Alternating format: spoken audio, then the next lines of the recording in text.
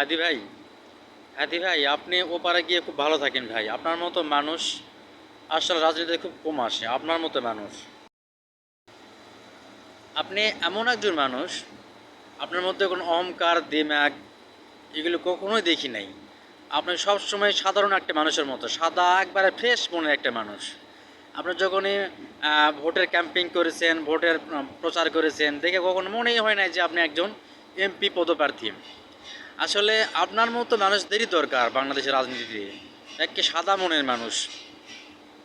দেখেন, এই যে এই হাদিক মারছে, আমি প্ল্যান পরিকল্পনা করে মারছে, যারা মারছে প্ল্যান পরিকল্পনা করে মারছে। এই হাদি কি মরছে?